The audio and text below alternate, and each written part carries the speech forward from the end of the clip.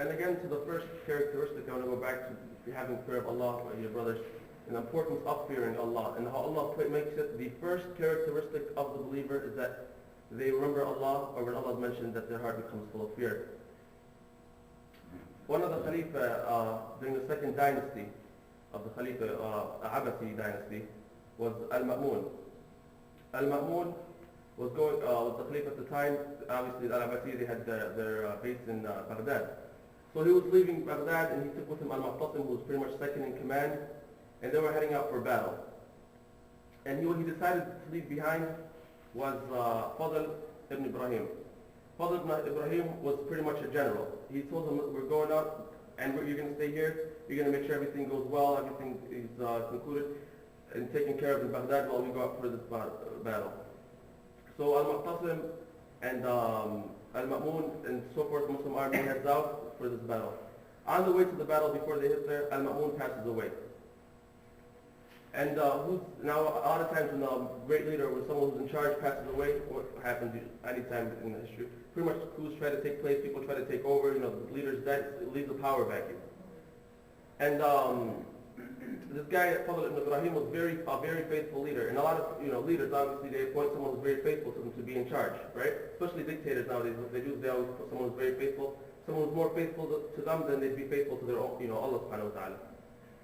So this happens, and Fadl Mushir knows that Al-Ma'mun passes away. He keeps everything under control, makes sure there's no disobedience, he keeps everything very well until Al-Mu'tasim returns from battle, and Al-Mu'tasim takes his place as the leader. Now Al-Mu'tasim realizes that Fadl ibn Ibrahim did him a great favor. He didn't try to take over, he kept everything taken care of in Baghdad, and he held for him his rightful place. He didn't try to take it or anything. So he was very happy about this, so he decided to make him al-wazir, right? Pretty much the prime minister, and raise his rank among the ummah, so pretty much his right-hand man. Now Fadl ibn Ibrahim, he becomes now, he's wealthy, he's no longer in a salaried position, and everything changes for him. So when he receives all this, wealth and so forth, he becomes occupied, homes, parties, so forth. It's pretty much just goes up. A lot of people, when they say, money changes people, he became very, actually someone would remember Far'an, he became like Fir'aun. He became very, very powerful, didn't care about the people, he had wealth and so forth. That even Mu'tasim, right, the leader at the time, would send him people and tell him to take care of so-and-so. So these people would go to Fadl ibn Ibrahim and they tell him, we're here, we need this done or that done. He'd just, blow him away, move. Like I said, now he has status, he thinks, he's great. So if after a certain time passes through, Mu'tasim gets very angered by him. He sees how disregarding how this man's changed. So he sends the army, they arrest him, they confiscate his goods, and they throw him in jail. Typical of what, like I said, leaders would usually do to someone who's disobedient. So people went to Mu'tasim, they said, this was your friend, and how could you do this to him, and so forth. And then he says about Fadl, he says, خافني أكثر مما يخاف الله. This man, yes, he feared me, he was good and he was loyal, but he feared me more than he feared Allah subhanahu wa ta'ala. فَصَلَّتْنِي اللَّهُ عَلَيْهِ.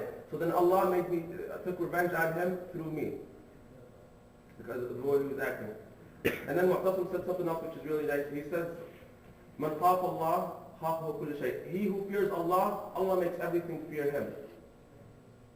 وَمَنْ لَا يُخَافَ اللَّهُ. And he who does not fear Allah, خَافَ كُلُّ شَيْء. He becomes fearful of everything. He becomes paranoid and becomes very worried about this and that, and lives in a constant fear of life because of this.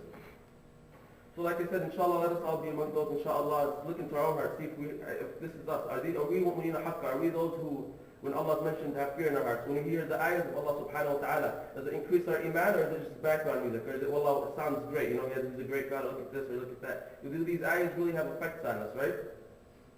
Do we really have full tawakkul on Allah subhanahu wa ta'ala?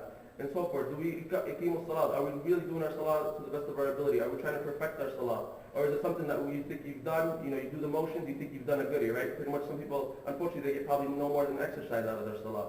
But inshallah, like I said, there's an importance of doing it. So inshallah, we could be mu'min haqqa. إن الله والملائكة يصلون على النبي يا أيها الذين آمنوا صلوا وسلموا عليه تسليما اللهم صل على محمد وعلى آل محمد كما صليت على إبراهيم وعلى آل إبراهيم وبارك على محمد وعلى آل محمد كما باركت على إبراهيم وعلى آل إبراهيم في العالمين إنك حميد مجيد اللهم اغفر للمؤمنين والمؤمنات والمسلمين والمسلمات، وانصر الإسلام والمسلمين، واجعلنا من التابعين يا أرحم الراحمين. وأقيموا الصلاة.